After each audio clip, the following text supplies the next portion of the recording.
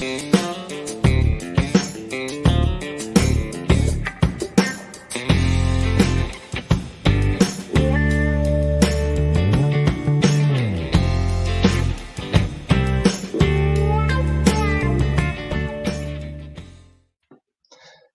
and welcome to Let's Build Multirotors. My name is Dillon Carpenter and I'm the AMA's Digital Experience Lead.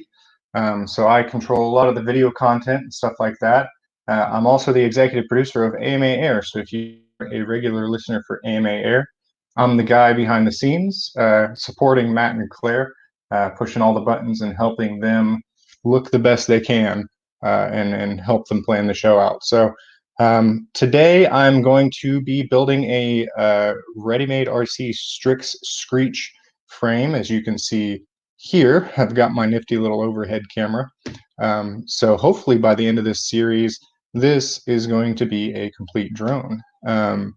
So by the end of this stream, I hope that we will at least get the flight controller here. I'm using a Revolt and it's got Betaflight on it. And this iFlight 4-in-1 ESC. Hopefully we'll have all of the motors soldered up to the ESC and connected to the flight controller. I expect this will last about an hour.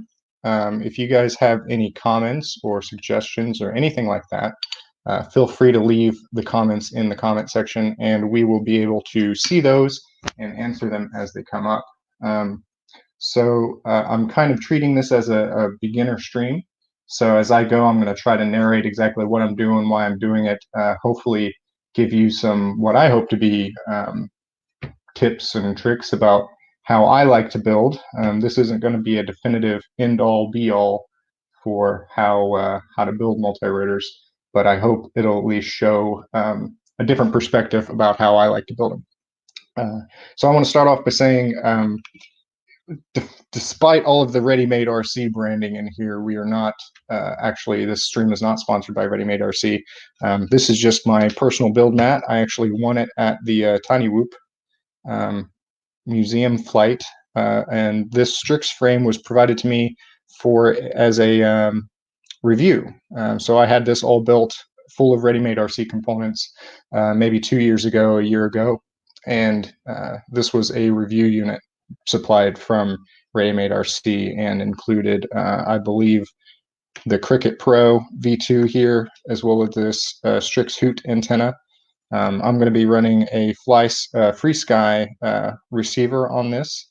Yep. So there's the review you can see up on your screen. You can check that out at modelaviation.com. There's a video to go along with that of me trying to fly a multirotor to some music. But as you can see, we've already built the frame. If you want to learn more about how I felt the frame went together, definitely check out that review. But we have the Cricket Pro V2 for our video system, Foxeer Aero Pro. So this has an OSD because this race flight board does not have an onboard OSD. This is the Revolt V2. Was before they put OSD on there, so we definitely need our voltage through our camera so we don't run our battery dry.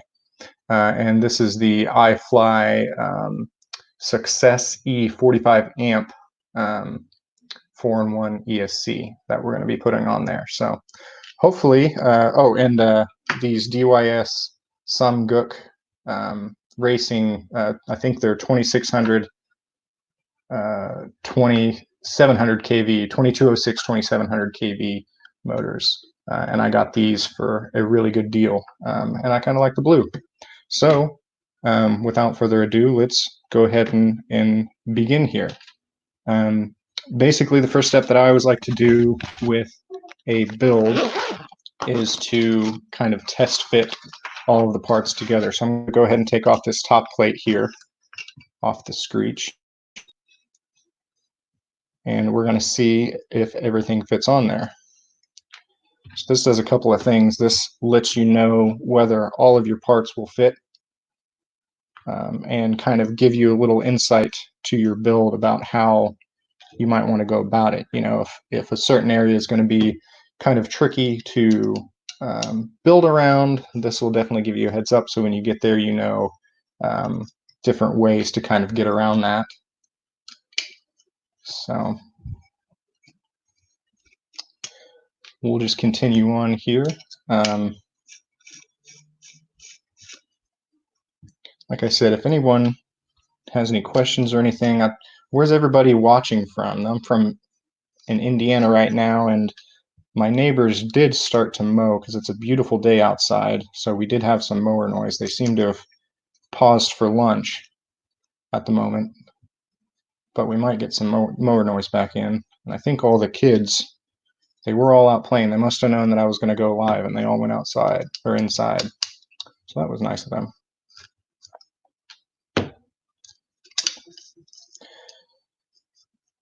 This is a nifty little tool that I got from Quadbox. It's a 2mm little nut driver here that I always keep a 2mm, I keep a 1.5, and I keep a 2.5mm in my little bag, because those are kind of the most used ones that I use here. Okay, so I'm going to go ahead and start by, let's disconnect these guys here. Put this, I think we're going to have these leads, because this is where our battery leads are going to come off of here, off to the side. I think that'll be a good place to have those go. That's going to fit pretty well. And then usually with these flight controllers with these little gummies, they just sit in there, so you don't have to crank them down. I might put a nut on top of that just so it don't fly off or something, but I think that's actually going to be pretty darn good there. So I don't know if you can see this, but there is a little connector here that is preventing this from going all the way down. It's kind of making it sit a little lopsided on there. So I might have to find a different way to put that on there. I might be able to put some nuts down there on the between the stacks to kind of separate those a little bit, but I feel like that's going to look pretty good. We definitely have some space to build. You know, if you see here with the top plate, we have some space to build on top of that, so we definitely have some room to go up if we need to put longer screws on there. So that's going to be good. Of course, a big thing you want to double check is whether your motor wires are long enough. And I think these are going to be long enough for sure. Yeah, so that goes all the way over there. And all these motor wires are the same length. We'll probably have to trim some of those off. If you did have shorter motor wires, like I've got some here that came off a build with ESCs that go on the arm. Now, obviously, if I was using these, they wouldn't make it. But they have these nifty little plates called race wire that you can get to kind of bridge that gap. And they're just a flat piece of circuit board that you can put on here to kind of bridge the gap. So if you're running into that problem, there is a solution. And then I'm pretty sure this is the camera I was running on it when I did the review, so I think that's going to fit in there nicely. Yeah. So for the bigger cameras, it kind of has this little cutout that it sits down in to give some more space.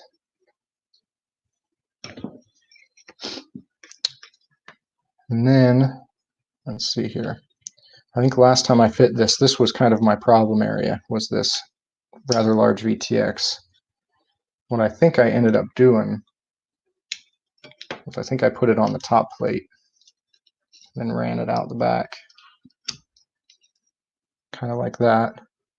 And the thing about these Cricket V2s is you've got a couple of buttons here. This is nice on the race course because when you power up, your VTX doesn't turn on. So if you're on the wrong channel or something like that, or power up accidentally for whatever reason, it's not going to blow everyone else out. It powers up in race or in pit mode. But the thing is, you have to press the button, so you have to make sure that these buttons are accessible. So if you bury it under the frame, it's not really going to be too good for you. But yeah, I think we're going to have a pretty pretty easy build here. Hopefully I don't eat my words later, because that can probably just go somewhere up here when we put it in there. But yeah, so what I'll go ahead and do is start wiring up the motors to the ESC. So you've got pads all down here, and your motors, this is going to be so it's labeled here. I don't know if you can see it. If we have the pin out, we can pull that up, but you got motor 4, 2, 3, and 1. Yep. So that's how you're going to wire these up. So you can see right there that each of your motors are going to go to each of those things. And if you have to turn the ESC a certain way, there's a way to fix that in Betaflight, so that you don't have to deal with that, which I might have to do since I'm putting the motors out the side. So what I'm going to go ahead and do is just wire them up where they fit, because really this is made to be put in here, because you've got motors going. This is the front of the drone. 1, 2, 3, 4 is usually how Betaflight is laid out, and that's how these motors are: 1, 2, 3, 4. So if I go turning it like this, then we've got motor 1, 2, 3, 4, and that's going to cause some problems if we don't remember that when we look in the software. So that'll be probably another video. Like I said, I hope to take this all the way through the end of the series, and actually that might work if I do it like that. If I put this upside down, I think I'll do that. Towards the end of the series, I'm gonna have this go through and tune it and program it and everything. So if you guys stick around for the next few weeks, you'll get to see this build to completion, is my hope. So first, what you want to do before you start doing any soldering, I usually like to tin these pads with solder, so you get a nice surface to. Let me go ahead and warm up my iron here. It gives you a nice surface to be able to stick the motor wires to. So we'll go ahead and get this going here. Just the camera. And I've got this nice little helper here. It's got a magnifying glass on it and a couple of alligator clips so that you can hold what you're working on in place. So I'll go ahead and raise this up just a little bit so you guys might be able to see what I'm working on better.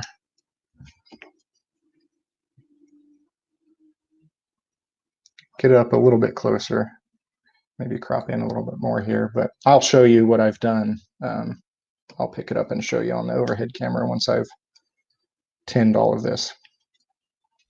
So what I do when I'm tinning is I get just a little bit of flux, and I've got my solder here, and I'm going to go through and just put a dab of flux on each of these pads here, just to kind of help the solder flow onto the pad, because we don't want to stay on there too long with the soldering iron, or we will burn that pad off and cause it not to be able to connect. You know, burn the circuit board up, so that the traces, there's little tiny traces in the circuit board that are going to these components, and if we burn those up, then pretty much just have to buy a whole new piece. So that's not what we want to do. We want to be able to get in here as quick as we can, touch on there, have the solder flow out, and be done. So I'm just putting just a little smear of flux on each of these pads, and I'll go ahead and tin the power terminals as well while I'm at it. A little bit more on those. All right. So you're going to take your soldering iron here. So I don't know if you'll be able to see the flux. That's kind of just a little bit on there. But what I'm going to do is just tap that here, clean off my iron. Got a little metal sponge that I clean off on. Put the iron on the pad, just touch the solder on there, and it should just flow out on the pad. And you're looking for a nice smooth solder flow. on that pad, so you can see it's very shiny. We want to make sure that it makes good contact. You don't have a cold solder joint, which happens when the pad isn't heated up and the solder is just flowed on a cold pad. That doesn't make a very good connection.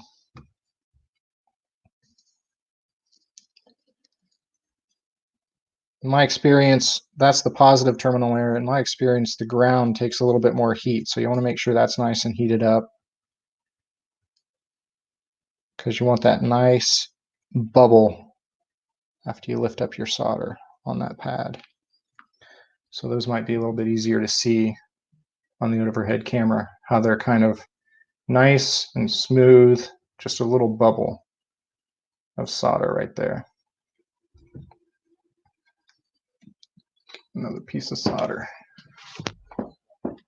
So I've got a whole roll of solder, and I just kind of cut off a length, and once I get down to the end, I just take off another piece. So we'll finish up tinning these pads. I need a little bit more flux on these. That one's not wanting to flow. So just heating up the pad, touching the solder on there, and getting out as quickly as you can so you don't burn that pad off. You get that nice smooth bubble of solder. Does anyone else have a project they're working on? Wattage recommending for a soldering iron. That is a good question. What I'm currently using, let's see if I have a wattage here. I'll just show you my soldering iron. I've got a station here, and it's an Xtronic model 3020, and I'm running at about 730 degrees, and it's actually going into sleep mode. It's a nice little feature that it has. You can see it counting down. But I run at about 730 degrees Fahrenheit. I'm not seeing a wattage on here, so I don't know the answer to that question right offhand. But I run about, like I said, 730. If it's a big cold pad, if I notice, like if this negative pad here was really sucking the heat in, I might turn it up to 800 degrees, just to make sure I get that pad nice and hot. Go ahead and clean my tip off, because we don't want that oxidizing on there and ruining our soldering tip. All right, so you can see that is fully tinned. All of those pads. If I do say so myself, that's not a bad little tin job. See if I can get this more in the light here. There we go. All right.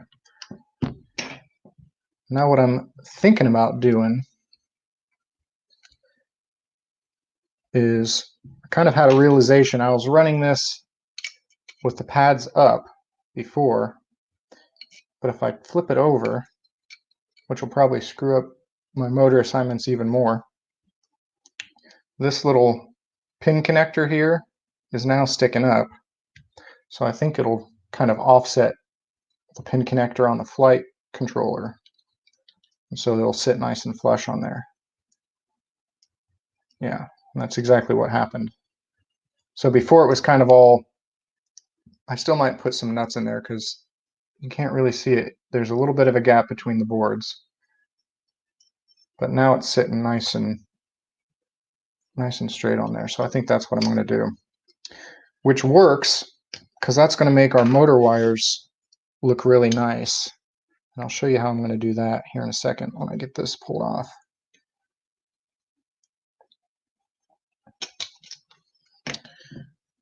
So a lot of times I'll go ahead and put my motors right on there. So I'll grab my 2mm hex driver here, and I've got a whole box of different parts and stuff over here. I'll show you. Got a lot of little storage and things, so I've got my extra nuts and parts and stuff like that just right here. I'm going to grab out. I can get some nuts for those here.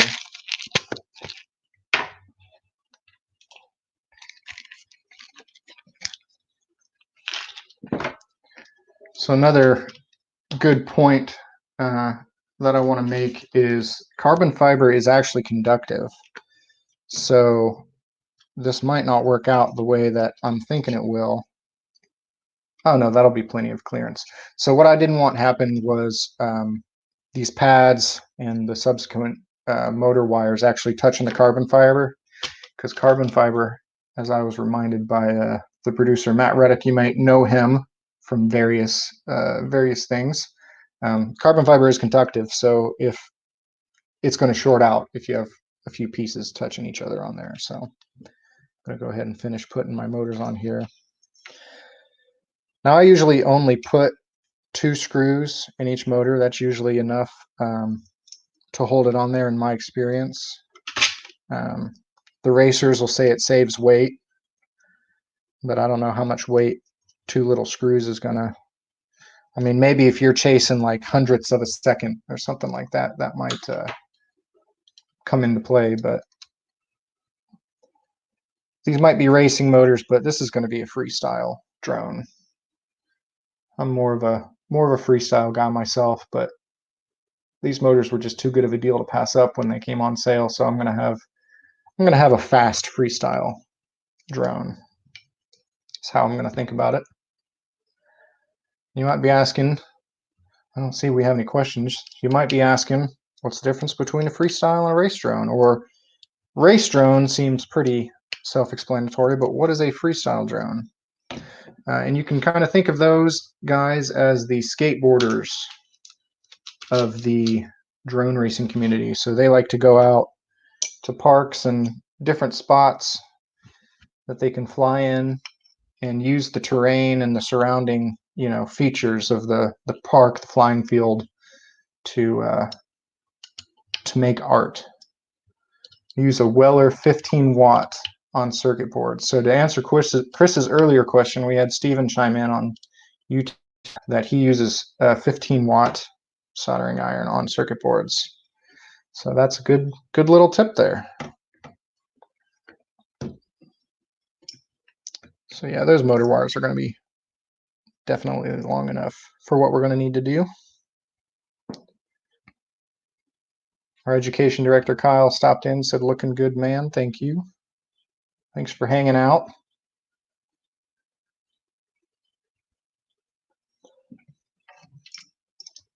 He's got a lot of little quick projects and stuff that, if this might seem a little too daunting for you, but you're still wanting to get into modeling, there is a quick projects page on the AMA Flight School website that has a lot of neat little, I think Rocket Mouse is one of the projects where you get a 2-liter bottle and you make a cone out of paper and makes a little rocket.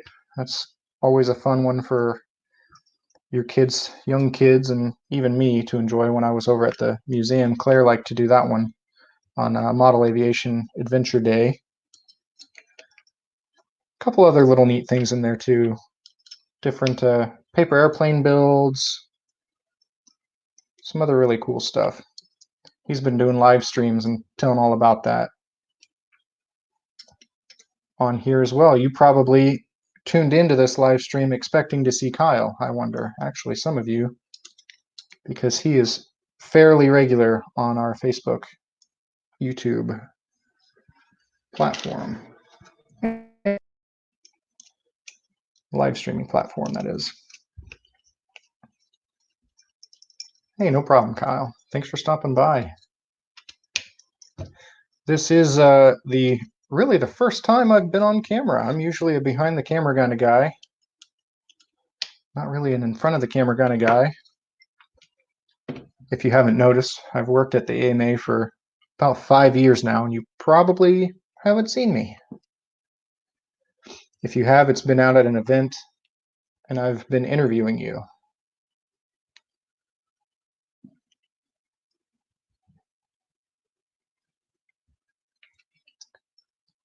This is going to look like a Medusa of cables before we're done here, but once I put these all together like I'm expecting to, I think it's going to look nice.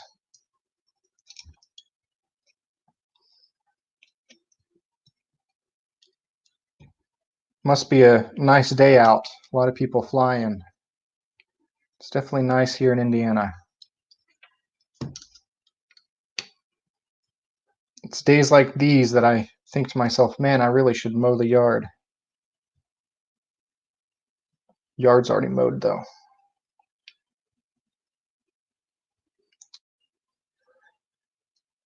And like I said, we're going to take this build from start to finish. If you're just tuning in, I am building a multi-rotor. Not necessarily the right way or with any specific parts. These parts were just actually kind of laying around left over or just kind of bargain finds. The only part that I actually bought specifically for this live stream was this iFlight here. And I got a really good deal on it. But otherwise, the rest of the stuff was just from previous builds or laying around or pieces and parts that I've gotten from reviews that I've done in model aviation or park pilot. So this is kind of my junkyard dog. No offense to the ReadyMade RC guys, because this is definitely not a junkyard frame. This is a really nice frame. It's actually one of my favorite flyers until, well, you guys know what happens if you fly a lot. Stuff tends to break. I've actually got a lot of drones on my bench right now with various problems that if this type of live stream seems to be interesting to a lot of people, if you guys like watching this and we run out of this multi-rotor, I've got a few other drones that could use some troubleshooting. So we might do like a fly low enough with that and you can knock out the mowing and flying. Yeah, exactly. I have actually trimmed the weeds on our back porch a few times, because right around our deck we have this grass that grows up a lot higher, and I don't quite get it with the mower every time. And not everybody, let's be honest, nobody trims every single time. If you do, congratulations, good job. I don't trim every time. Sometimes I do like to cut that grass. Not as good as some of our helicopter pilots though. Anybody fly helicopters here? 3D inverted. Archer's always fun to watch. All right, so my plan for this, as I was saying, excuse me. Actually, I'm going to go ahead and tin these back pads too, now that we're going to flip this over. Go ahead and get some solder on that.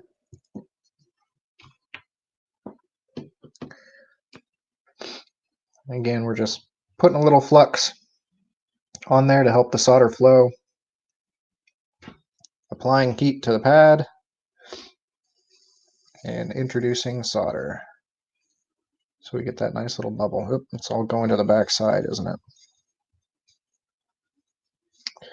But anyway, that's tinned and ready for our power leads when we get there.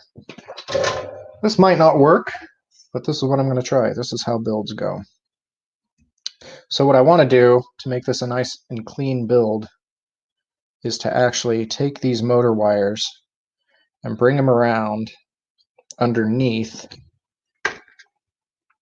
kind of like this. Oops. Take them all, bring them around underneath, and hook them in like that, so that all of these motor wires will actually be hidden underneath the ESC. So you can see how clean that looks. Imagine these aren't here because they're soldered to the pads. So that's brought in under there, and we've got like a little zip tie or something that we can put here, and that just makes it really nice and clean, so you don't see those solder spots. So let's go ahead and try to do that. The next thing you need to be looking for is how long these motor wires need to be, because you don't want to cut them too short because you'll be left in a bad way. So I just kind of eyeball it, really. They might get cut a little longer. I don't want to cut them too tight, too close to the to where they need to be, because that won't leave me any wiggle room. So looks like about right there. And what I'll do is I'll just take my X-Acto knife. Got a real sharp hobby knife here somewhere in my kit. It's not already out, is it?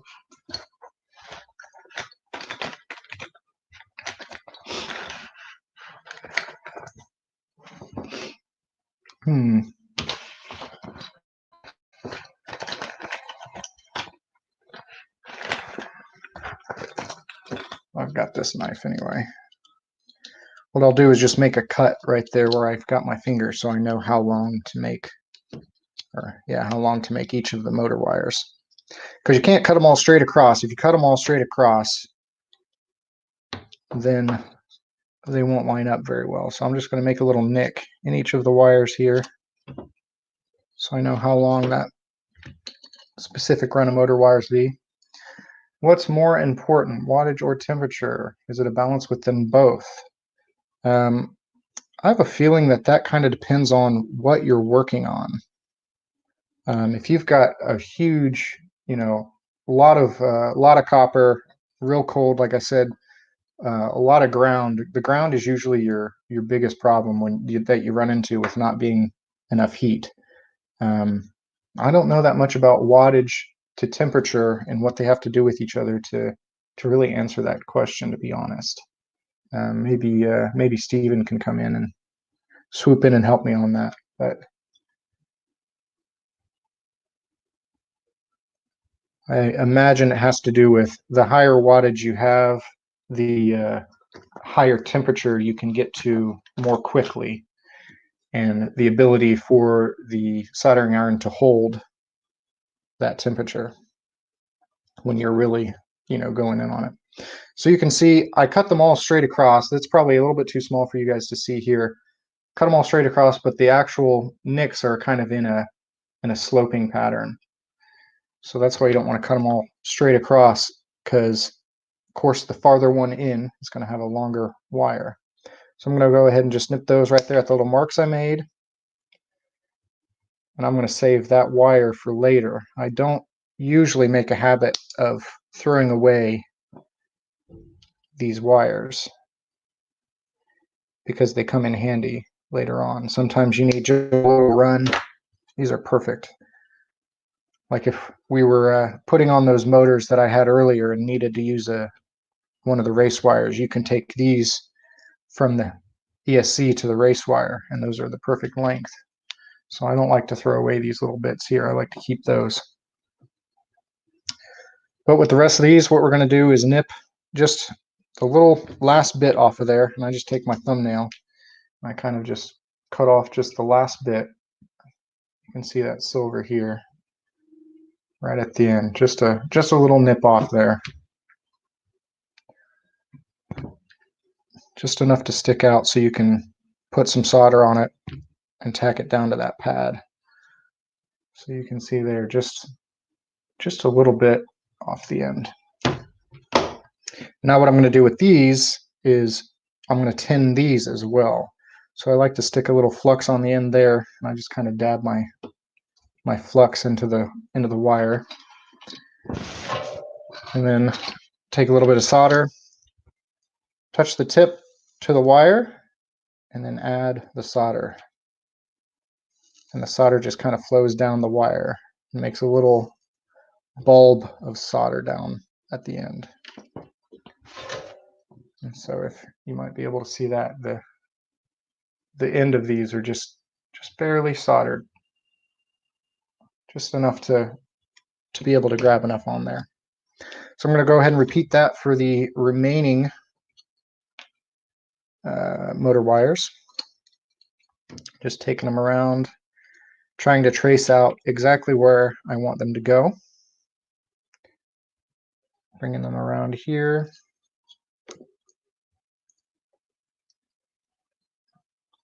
Making sure I've got enough to... Well, that's nice. We've got a car alarm going off. Hopefully that'll stop soon. Might have to start beatboxing to a car alarm to entertain you folk. You lot.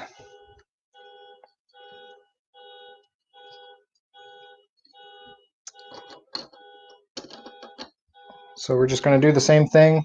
Take our knife and cut just past where that comes out of there, so we kind of have an idea of where to cut the wire. So I just made a little slit in the jacket of the insulation on the wire. Let's see if I can find it. Might have made it too small. Glad that car alarm shut off. That would have gotten annoying real quick.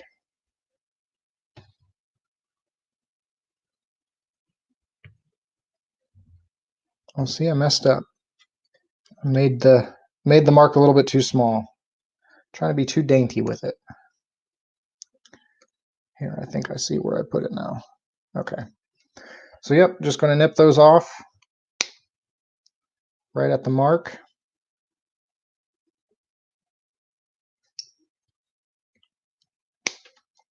With these side cutters, I've got a little, it came in a set. These little side cutters here. What solder do you recommend, Quinny Perks? That is a great question. I usually use a 60-40 blend. This is what I'm using right now. Let's see if it actually says. This is 6337 actually. So I went back on that. So 60-40, any of that lead to silver or that kind of radio. This is for lead core solder, Studio Pro. But that's the solder I'm currently using. But you definitely want a little bit of acid core in there.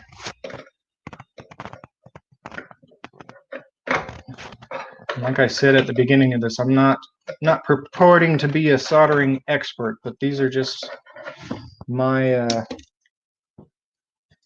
my views and how I do it. So there's, I'm sure, a better way to do a lot of the things I'm doing, but this is just how I do it. If I can get that put back into my soldering station. So let's see here. I like my irons to be at least 60 to 65 watts, but it's rated for over 700 degrees. I'm happy. That might have been Kyle talking. Is he still on the stream?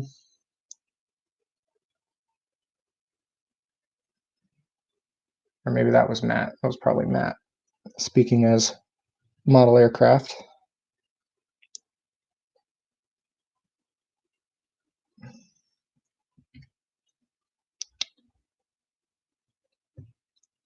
Next time, guys, make your mark a little heavier on the wire, but I can kind of guess that it's going to be right around here. All right, so we're going to just nip off the ends like we did before and tin them.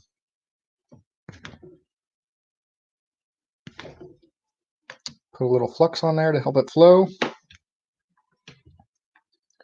Grab your iron and your solder and just tap that little bit on there.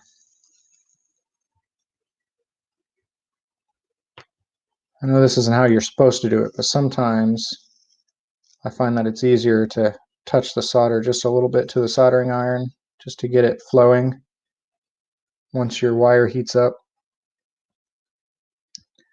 That helps it kind of go past that initial brink of heat so that you're not putting the iron on there. It doesn't really matter much for the wires, but definitely for your circuit boards, you don't want to leave the heat on there for very long or it will burn those traces up and pretty much leave your circuit board useless, which is not good.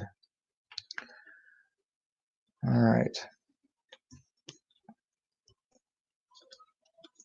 2 more motors to go, guys. I know this is the dry stuff here. This is the good stuff, just watching me work, but hopefully you're learning stuff. Got you in the background. Kyle, I use 60-40 as a go-to. Rosin core is nice. Having an iron with a digital readout really helps me to dial in the heat. Yep, that's exactly what I've got. I know, like I said, I put it just right around 130 or 730 Fahrenheit.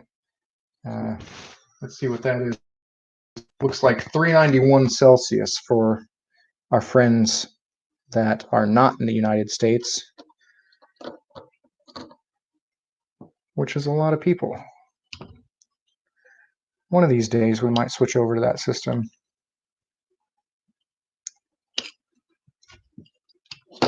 One of these days. All right, just making my marks. Made them a little bit easier to see this time. Nipping them off. Rinse and repeat. Take the little, oops, didn't get quite enough there. Take the little ends off. And sometimes I kind of twist. If you notice the wires are starting to fray out or kind of go crazy, I kind of twist the strands out at the end there, just to make sure they stay together. Put a little flux on there and 10.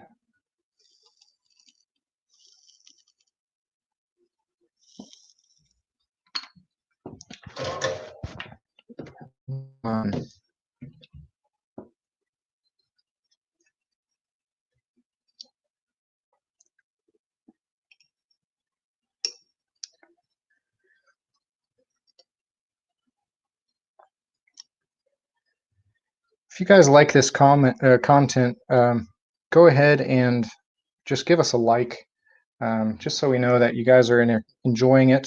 Hit that like button. It really helps us out. Helps me to know if this is content that people like to watch. And if it is, we're going to do more of this content. I know we've done several questionnaires and surveys, and people say that they really like the how-to content. Metric is better than Fahrenheit.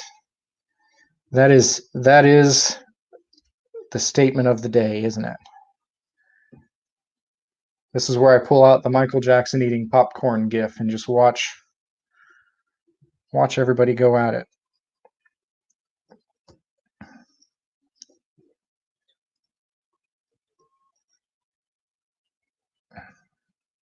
All right.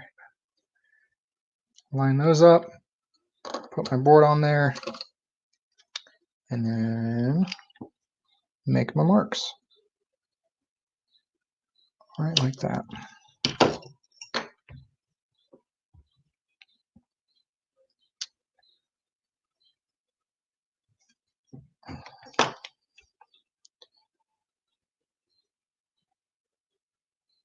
And if you're not a subscriber, if you're on YouTube or a follower, a liker of the Academy of Model Aeronautics, go ahead and follow us there too, just to make sure that you get this content.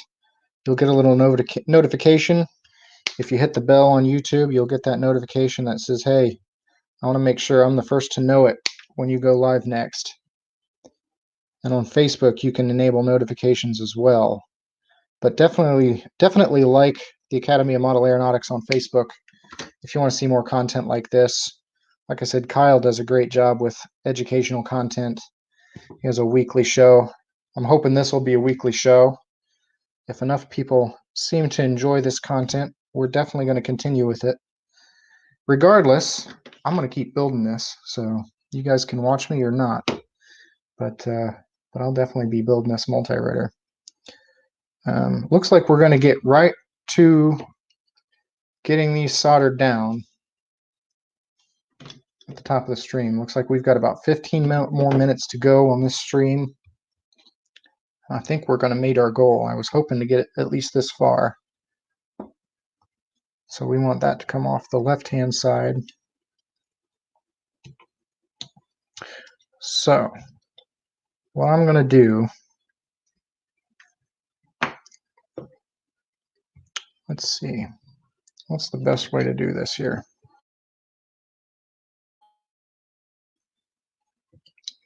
So we want to go like this. So I'm just kind of trying to line this up in my head. So these motor wires are going to hit like this on this board.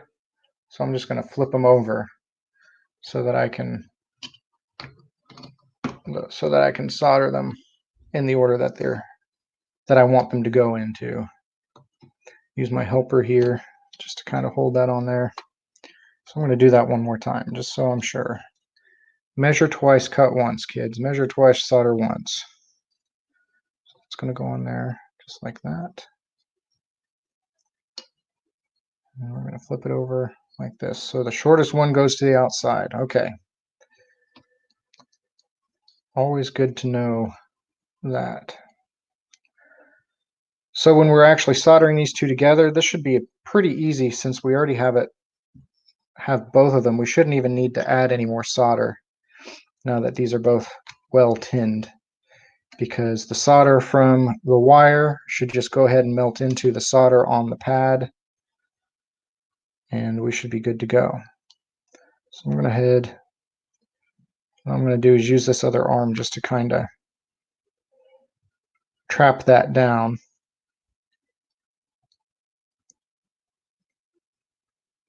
At the position that I want it to be. Just kind of holding it in here. I know I'll bring that up so you can see it. So I've just used that alligator clip just to kind of trap this alligator clip here, just to kind of trap that wire down. And then this other clip is just holding the board. But I'm trapping that wire so that I can have a helping hand to solder it. So all I should have to do on this is just tack that down, and that both sides of solder, make sure that melts, and make sure again it makes a nice round connection so that both kind of just flow into each other. So I'll bring that up a little bit. Like I said, I'm sorry guys, I know it's a little hard to see, but you can see it's just kind of a little blob of solder right on there. I'm going to continue on down the line here. The longest one goes to the outside, so that makes that one the middle one. So again, I'm just trapping that wire down with the alligator clip so that I can just swoop right in there with the soldering iron and tack it down.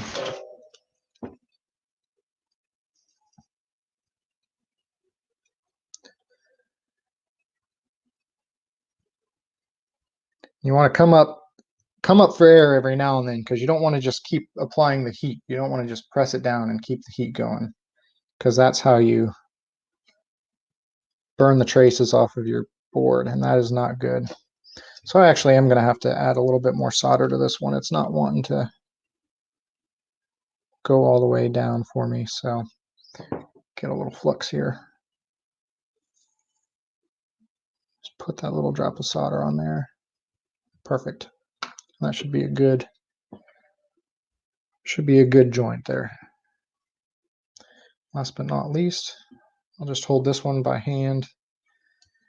Make sure you don't burn your hand with the soldering iron, everybody. That would not be good. Just tacking it down and making sure it all kind of blends in. Sometimes you can see, the individual strands of wire through here. There's not a nice smooth dome. You want to make sure that you get that real smooth kind of bulb or bubble of solder when you're doing this, because that shows that you've got a good connection. It's melted all the way through. Okay, so let's see how that worked out. Hopefully I've given myself enough. Yeah, look at that.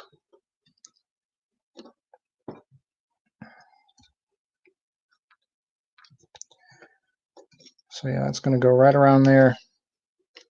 I can take my motor off to give myself a little slack to mount this to get the wires exactly where I want to go. But that's going to be nice and tacked down. And the wires are going to go right behind that chip. And that's what it's going to look like when it's done. So we'll put a zip tie or something here to kind of hold them in place. But that's going to look nice. When all four of them are going in there, it's going to be a nice clean build. Get these little scraps out of the way. Like I said, I don't like to... I've actually got these little boxes that I use for scraps of wire. And originally they are motor boxes. So I think these are like Emax motors that usually come in these, but they're nice. They've got this little clip. Like I said, I don't like to throw stuff away. They've got that clip, and then I've just got a bundle of extra wire that I've done. So that'll just go right in the cache of wire. It's all just kind of free extras. You know, I've got some lead wire that I use. You know, when I retire batteries, I cut the leads off and I put them in here, and those are great for. We'll use that for the main power here. I've also got an entire box of red stuff, and I've got a bunch of little parts, just kind of bits and bobs, in these little motor boxes. And those are really nice. So, I'm sure you guys have similar methods of storing stuff. If you guys have any cool little tips like that, let me know, because I like that kind of stuff. I like hearing different people's creative ways of, you know, reusing or repurposing things, or using something that, you know, was meant for another purpose. It's always neat. Okay, so what I want to do here, actually spin it around, and we're going to be going just like this. Let me double check here that we're going to the right. So we're going to go here, coming around. I just have to line this up visually for myself to make sure that I'm putting these in the right spot. Okay, so the longest one goes towards the inside, shortest one to the outside, just like last time. Always like to double check, especially with electronics, because one wrong connection, if you transpose a positive and a negative wire, then your whole day is just ruined, because now you gotta get a whole new board and wait for shipping, and your build's just sitting there on the desk mocking you like you burnt that up, and now you gotta wait. Just a little bitter. That's happened to me a few times. Because these components aren't cheap. This ESC was maybe $40. It's kind of cheap, but you know, you don't just want to throw away $40.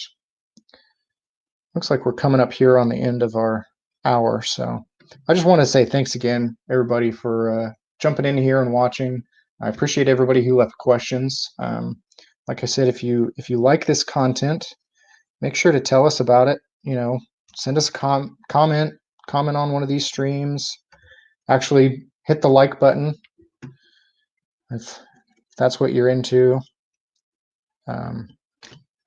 Definitely lets us know that you guys like this kind of content, because we like to make content for you, and we don't like to make bad content. So hopefully we can, if this is good content, let us know about it, and we'll do more stuff like this.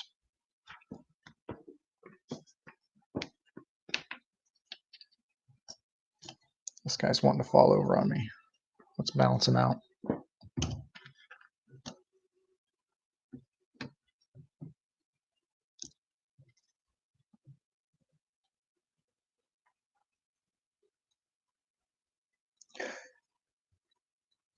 So everybody flown a multirotor, built a multirotor here? What's everybody's experience level?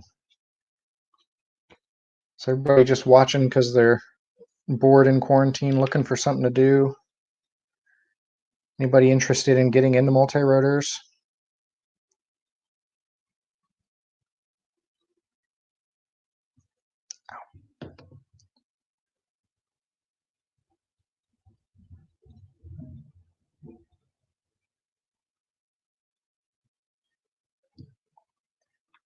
Let's see.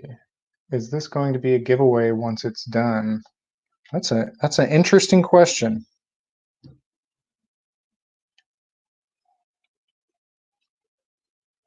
I've not considered that. It wasn't intended to be.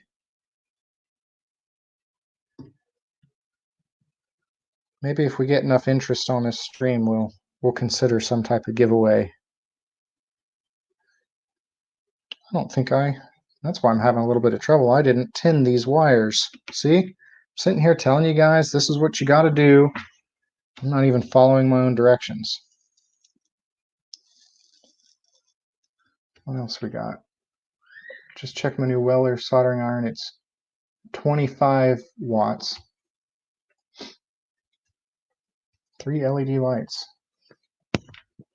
Weller is a good brand. If you're looking to get a soldering iron, I've definitely heard of Weller before as one of the top brands. I don't know about top brand, but it's at least one that I'm familiar with. Gotta be careful giving out my opinion of top brands if I've never used them. I think I did have a Weller soldering iron actually.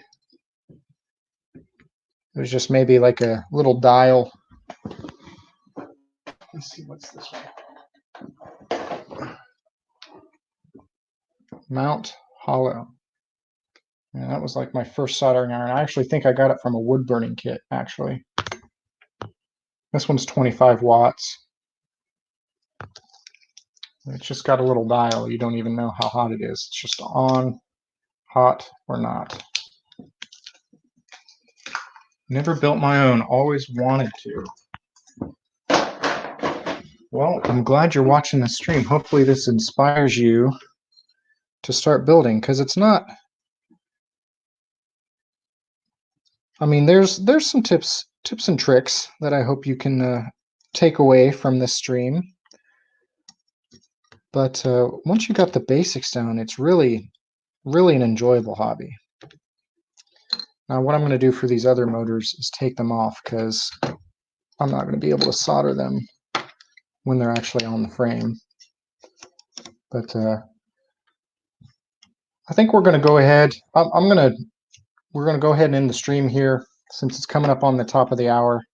I'm going to try to keep these to 2 hours, because I think going over is just going to be a bit too much. But next time you see me, I think we're going to try to make this a regular occurrence. Like I said, if you like it, make sure to leave us a like, leave us a comment, tell us that you like this content, because this is something we're just kind of trying out. We don't know how many people are going to be interested in sitting here and watching somebody build. But like I said, we're going to continue this if we have people come in and like it. But go ahead and leave a comment. If you're not a member of the Academy of Model Aeronautics, make sure to go ahead and go to modelaircraft.org/join if you like what you see. This is what we're all about. We're all about the hobby. We're all about bringing modelers together, multirotors included. You know, of course, I work there. I'm a big multirotor guy. I go out and fly. I know a couple of coworkers that also do that, and it's really enjoyable. So go ahead, check us out, see what all we have to offer, and we will see you on the next stream. Thanks a lot for stopping by, guys.